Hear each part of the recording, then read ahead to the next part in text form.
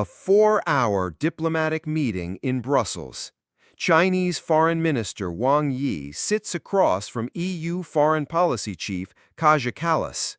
And then he drops a bombshell that changes everything we thought we knew about the Ukraine war. China can't let Russia lose. Not because they love Putin, not because they care about Ukraine, but because if Russia falls, America turns its full military attention to China, and Beijing just admitted it out loud. This wasn't supposed to happen. Diplomats don't usually say the quiet part out loud. China's been playing the neutral card for 3 years, talking about peace and sovereignty while the world burns. But behind closed doors in Brussels on July 3rd, the mask finally slipped. Think about what this means. Every day that Ukraine fights, every missile launched, every sanction imposed, it's all part of a bigger game. And China just told us they need this war to keep going because it keeps America busy. While Washington pours billions into European defense, Beijing builds up its military machine in the Pacific. The numbers tell the story. Since Russia invaded Ukraine, China's become Moscow's biggest trading partner. They're buying Russian oil, selling them technology, keeping their economy alive despite Western sanctions, all while officially maintaining their neutral. But Wang Yi's words reveal the truth. This partnership isn't about friendship, it's about survival. Here's what really matters. The United States has been trying to pivot to the Indo-Pacific for over a decade. Remember Obama's pivot to Asia back in 2011? Trump continued it. Biden doubled down.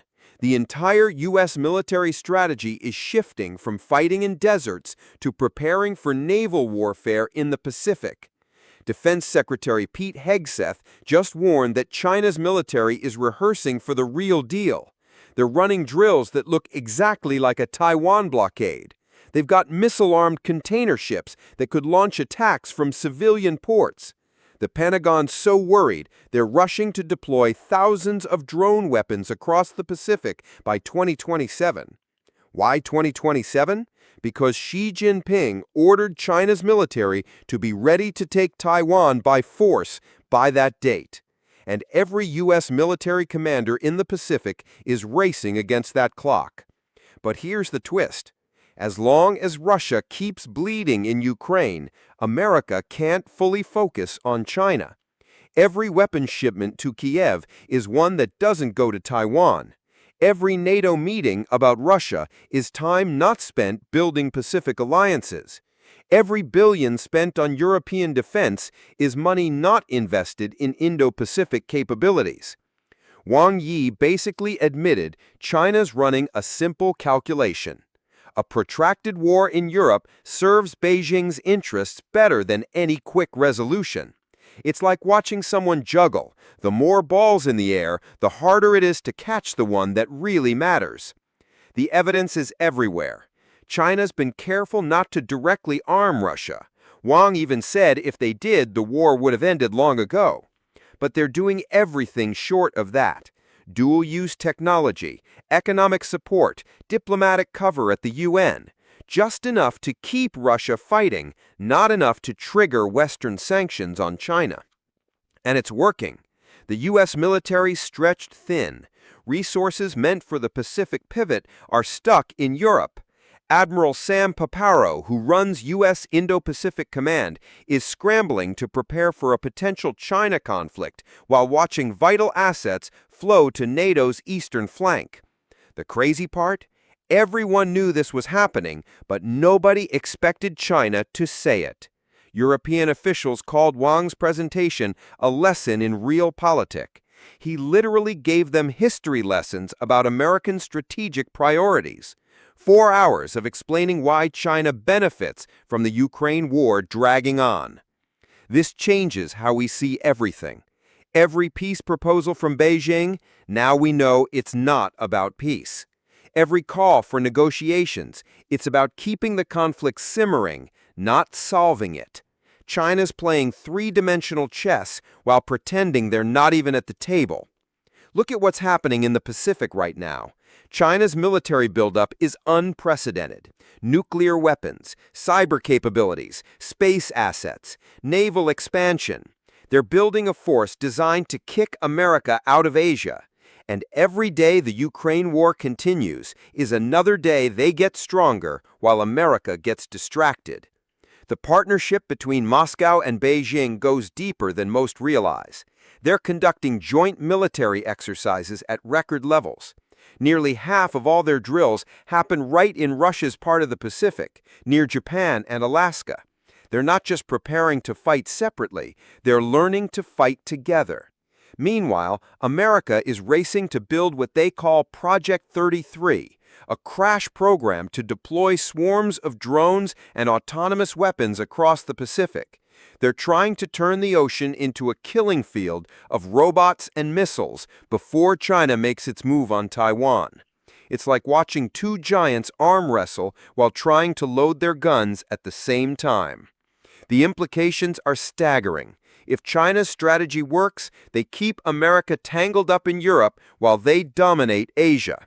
If it fails, the U.S. might pivot too fast and catch Beijing before they're ready.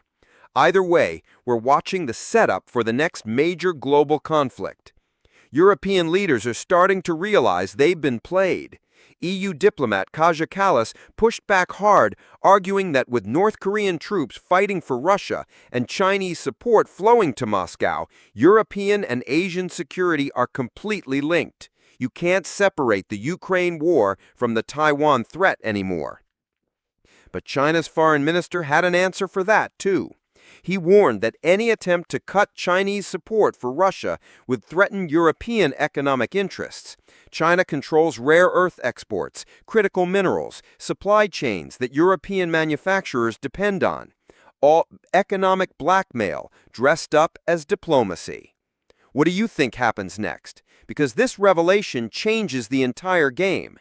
Every country now knows China sees the Ukraine war as a strategic asset, not a problem to solve. That makes any real peace deal almost impossible. Why would China let its most valuable distraction end? The scary truth is we're watching the prelude to something bigger. China admitted they can't afford to let Russia lose because they know what comes next.